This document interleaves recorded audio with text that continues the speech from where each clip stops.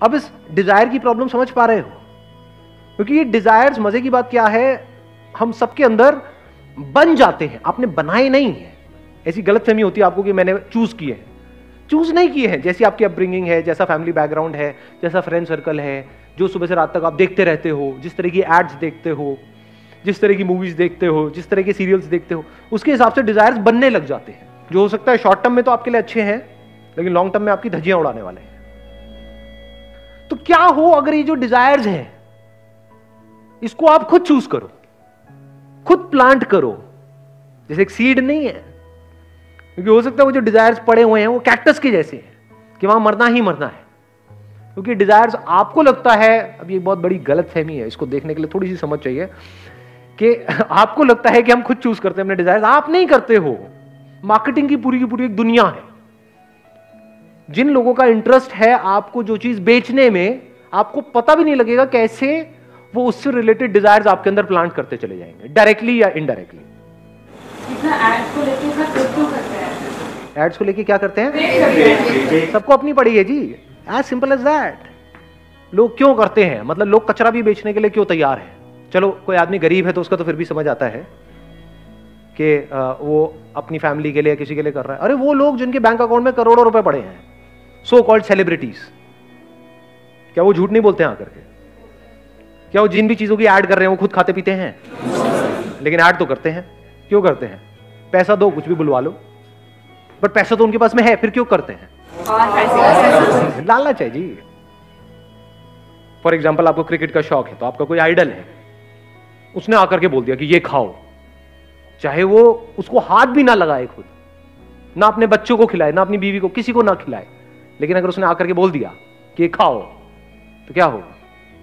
आपका दिमाग वहां पर बीच में आएगा, या इमोशंस आपके ऊपर हावी हो चुके हैं? अभी मैं एक स्कूल में गया था सेशन करने के लिए, एक गवर्नमेंट स्कूल था, 6th-7th के बच्चे थे। सेशन करा मैंने, उसके बाद मैं लंच ब्रेक में उनके साथ में बैठा खाना वाना खा रहा था। उसमें से एक बच्चा आया, आकर के कोई चीज़ मेरे को दी, सर ये खाओ बहुत बढ़िया है। मैंने कहा ये सब मैं नहीं खाता। कहते लेकिन सर ये तो बहुत बढ़िया है। मैंने कहा तुम्हें किसने कहा बढ़िया है? कहते सर उन्होंने कहा है। मैं कहा उन्होंने, वो तुमसे मिले थे? नहीं सर मिले नहीं थे, उन्होंने टीवी में कहा है। उसके बाद मुझे करीब 1 घंटा लगा उस बच्चे को बैठ करके समझाने में कि वो तुझे झूठ बोल रहे हैं। उन्होंने कहा वो झूठ क्यों बोलेंगे, वो तो बहुत अच्छे इंसान है, उनको तो सब इतना मानते हैं, मेरे पापा मम्मी भी इतना मानते हैं, वो झूठ क्यों बोलेंगे, वो मेरे से झूठ क्यों बोलेंगे? फिर मुझे बहुत देर लगी, उनके मैंने YouTube पे कुछ इंटरव्यूज निकाले, वो दिखाए। मैंने कहा देखो ये खाते हैं ये, और ये बताते हैं कि ऐसे ऐसे, एक चावल का दाना भी एक्स्ट्रा नहीं खाते हैं सुबह से रात तक, ऐसी डाइट लेते हैं, तब जाकर के वो आज इस लेवल पे है। उन्होंने काफी जगह बताया भी हुआ। फिर मैंने कुछ और उनको क्लिपिंग्स दिखाई YouTube से निकाल करके।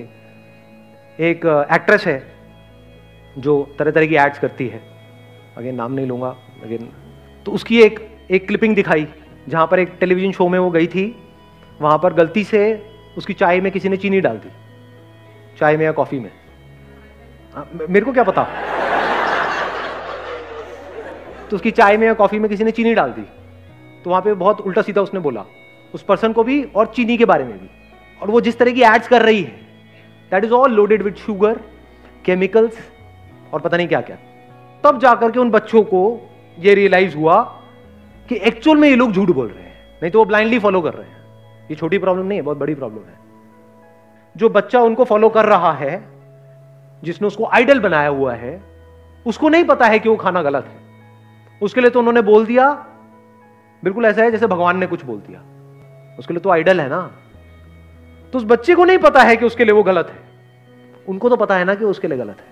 सर लेकिन बोलते हैं कि आप जितना गलत, मतलब माइक देना 1 मिनट।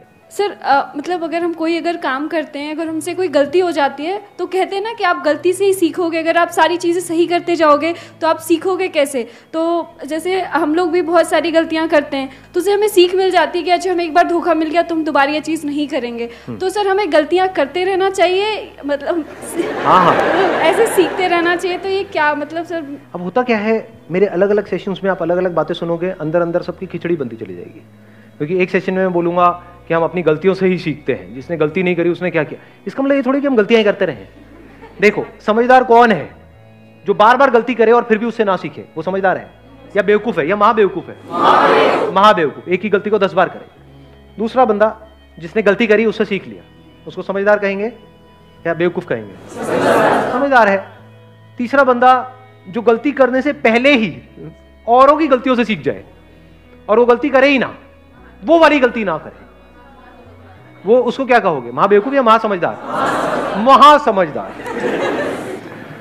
गलतियां दो तरह की होती है। एक है छोटी मोटी गलती कि आप गए यहां से, ध्यान कहीं और था, अंदर ख्यालों में खोए हुए थे, कहीं टक्कर हो गई टड़क करके ऐसे, मतलब, और थोड़ी सी लग गई चोट, 5-7 दिन के लिए दर्द हो रहा है। लेकिन ये भी तो हो सकता है कि वो गलती अगर आपने कहीं मेन रोड पे, सड़क पे करी और टक्कर हुई किसी ट्रक से, तो अब क्या सीखोगे वहां पर? सीखने के लिए रह क्या जाएगा? समझ गए ना? गलतियां दो तरह की है, एक छोटी मोटी गलती है, बड़ी गलती है। तो बड़ी गलती किससे कनेक्टेड है? बड़े डिजायर से कनेक्टेड है। जितने ज्यादा डिजायर्स होंगे उतना ही फड़फड़ाए हुए होंगे। मैं ये सब जो भी बोल रहा हूं अपनी लाइफ के पूरे एक्सपीरियंस के बेस पे आपसे बोल रहा हूं। तो अगर आप महासमझदार हो तो मेरी बातों से ही सीख लोगे, महाबेवकूफ हो तो कभी नहीं सीखोगे।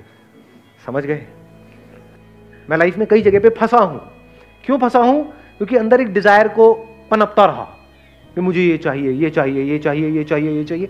जो वो चीज, वो जो अपॉर्चुनिटी है मेरे सामने आई तो दिमाग ने काम करना बंद कर दिया, इमोशनल होकर के कोई डिसीजन ले लिया, उसके बाद में भुगतता रहा अगले 5-10 साल तक। ऐसा लाइफ में होता है? नहीं होता है। तो मैं दिल से क्या चाहता हूं कि आपके साथ ऐसा ना हो। तो अगर ये सीख जाओ तो बच जाओगे। अब ऐसा नहीं होता है मेरे साथ में। क्यों नहीं होता है? अंदर कोई डिजायर ही नहीं, no desire of any kind. लेकिन एनर्जी की कोई कमी है? तो ऐसा क्यों हो रहा है? लगाओ थोड़ा सा दिमाग। राइट डिजायर प्लांट किया हुआ है। हाँ, राइट डिजायर प्लांट किया। राइट डिजायर प्लांट किया हुआ है अपने अंदर। अभी राइट डिजायर क्या है और रॉन्ग डिजायर क्या है? आराम से समझ लेना, आराम से, ठंडे दिमाग से। कुछ भी पाने का डिजायर, ये रॉन्ग डिजायर है।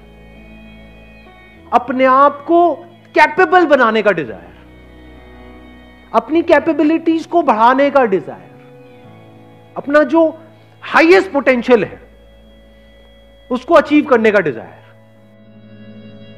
यानी अगर आप एक क्रिकेटर हो तो आपका डिजायर क्या है? क्रिकेट में मुझे एक्स्ट्रा ऑर्डिनरी बनना है, चीजें इकट्ठी नहीं करनी है। चीजें तो उसके पास भी आएंगी लेकिन एटलीस्ट उसका माइंड उसके कंट्रोल में होगा। अब वो चूज करेगा कि मैं कौन सी ऐड करूं और कौन सी ना करूं। फॉर एग्जाम्पल, गाड़ी की है, बाइक की है, इंश्योरेंस की है, ये सारी जो एड्स हैं, इसको करने में कोई बुराई नहीं है, किसी की लाइफ थोड़ी ना खराब हो रही है। अच्छा, खाने पीने की चीज है, कौन देखने वाला है इस ऐड को? कुछ बच्चे देखने वाले हैं जो मुझे ब्लाइंडली फॉलो करते हैं, तो मैं ये ऐड नहीं करूंगा। और इसकी जगह मैं क्या करूंगा? अपने सारे इंटरव्यूज में बोलूंगा कि ये खाना सही है, ये खाना गलत है, ताकि एटलीस्ट मेरी वजह से किसी का अच्छा नहीं हो रहा तो किसी का बुरा ना हो, नंबर 1। और अगर मेरी वजह से किसी का अच्छा हो जाए तो उससे अच्छा कुछ हो ही नहीं सकता। ऐसी थिंकिंग कहां से आ सकती है? किसके माइंड में आ सकती है ऐसी थिंकिंग? जिसकी लाइफ का गोल हो कि मुझे खिलाड़ी बनना है, ना कि भिखारी बनना है। ये जो आपका पाने का डिजायर है, ये आपको भिखारी बनाता है। बड़ा आदमी, छोटा आदमी, ये सब क्या है? जाने अनजाने अगर ये डिजायर आपके अंदर प्लांट नहीं हो रहे हैं। घर में डायलॉग सुने नहीं सुने हैं? वो बहुत बड़ा आदमी है। बड़ा आदमी मतलब क्या? 8 फुट का है, 10 फुट का है? कौन है बड़ा आदमी? मतलब क्या? पैसा है और क्या? तो बड़ा आदमी मतलब जिसके पास पैसा बड़ा है। क्या वो एक्चुअल में बड़ा है? या हो सकता है उसकी सोच 2 कौड़ी की हो। तो सोच की क्या वैल्यू है हमारी सोसाइटी में? अंदर से बंदा कैसा है, उसकी क्या वैल्यू है? 0। तो जिसकी वैल्यू 0 है, एक्चुअल में वही लाइफ के लिए सबसे इंपॉर्टेंट है। क्योंकि अगर आपकी सोच सही तो आपकी लाइफ सही, आपकी लाइफ सही तो आपके आसपास वाले लोगों की लाइफ सही। Somebody who is peaceful from within, absolutely calm within, वही तो किसी और इंसान के जब कांटेक्ट में आएगा तो उसके साथ में कुछ अच्छा कर सकता है।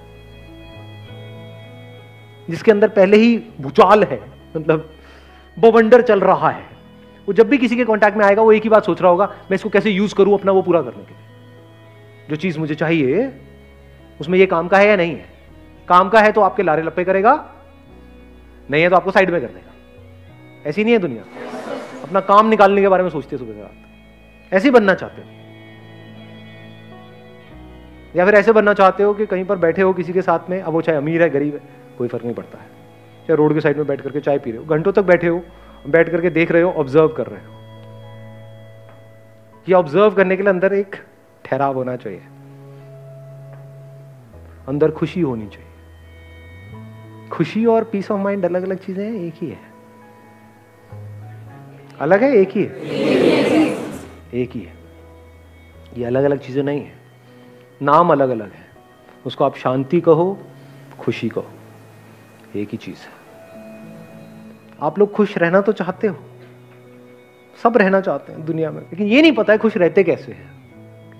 ऐसे सीड्स अपने अंदर प्लांट करने होते हैं जो जैसे जैसे लाइफ आगे बढ़े आप अंदर से और पीसफुल होते चले जाओ। Wish you all the very best. Thank you so much.